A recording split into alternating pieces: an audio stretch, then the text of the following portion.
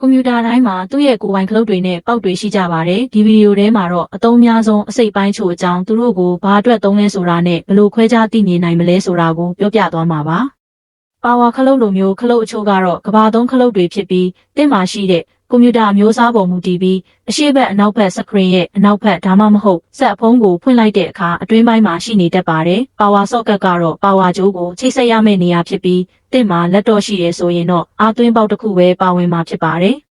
ကွန်ပျူတာအများစုမှာ USB ပေါက်တစ်ခုထက်မကပါဝင်တာကြောင့်တင်လိုအပ်တဲ့ဘယ်ပစ္စည်းကိုမဆိုပလက်ထိုးအသုံးပြုနိုင်ပါတယ်။ keyboard တွေ printer တွေနဲ့ USB drive တွေဟာအားလုံးအသုံးများတဲ့ဥပမာတွေပါပဲ။အချို့ကွန်ပျူတာတွေမှာဆိုရင် USB-C ပေါက်တွေတောင်ပါဝင်ပြီးဒါတွေကိုပစ္စည်းတွေပလက်ထိုးဖို့တင်မကပဲတခြားကိစ္စရဲ့အမျိုးမျိုးအတွက်ပါအသုံးပြုနိုင်ပါတယ်။ဥပမာအားဖြင့်လက်တော့တွေမှာအားသွင်းပေါက်အတွက်ဒီပုံစံကိုအသုံးများကြပါတယ်။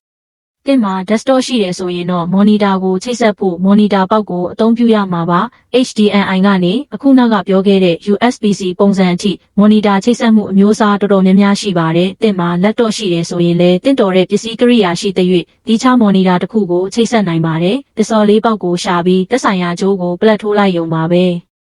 Ethernet ပေါက်ကတော့ Wi-Fi အသုံးမပြုဘူးဆိုရင်အင်တာနက်ချိတ်ဆက်နိုင်အောင်ကူညီပေးပါတယ်။တင်လိုအပ်တာကတော့ Ethernet ကြိုးတစ်ချောင်းဖြစ်ပြီးအဲ့ဒီကြိုးကိုတင့်ရဲ့ modem ဒါမှမဟုတ်ရောက်တာနဲ့ချိတ်ဆက်နိုင်ပါတယ်။တင့်ကွန်ပျူတာမှာ audio jack ပေါက်ပါဝင်ရင်တော့အဲ့ဒါကိုသုံးပြီးကြိုးပါတဲ့နှာချက်တွေဒါမှမဟုတ် speaker တွေကိုပလက်ထိုးနိုင်ပါတယ်။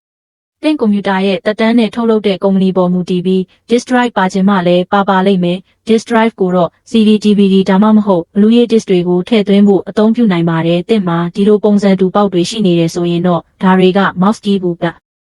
နဲ့ printer လိုမျိုးအရင်ခေတ်ပေါ်ပစ္စည်းအဟောင်းတွေအတွက်ဖြစ်ပါတယ်။ဒီပစ္စည်းတွေရဲ့နောက်ထပ်ထွက်တဲ့ version အသစ်တွေကတော့များသောအားဖြင့် USB နဲ့ဖြစ်စေကြိုးမဲ့စနစ်နဲ့ဖြစ်စေချိတ်ဆက်ကြတာပါ။ဒါကတော့ခလုတ်တွေနဲ့ပေါက်တွေအကြောင်းအခြေခံပဲဖြစ်ပါတယ်။အမှန်တော့ကွန်ပျူတာတိုင်းဟာတစ်ခုနဲ့တစ်ခုမတူပဲကွဲပြားကြပြီးနည်းပညာကလည်းအမြဲတမ်းပြောင်းလဲနေတာပါ။တင့်ကွန်ပျူတာမှာဘယ်လိုရွေးချယ်စရာတွေပါဝင်လဲဆိုတာသိရအောင်တင့်ကွန်ပျူတာကိုအနီးကပ်သေချာကြည့်ရှုလိုက်ပါ။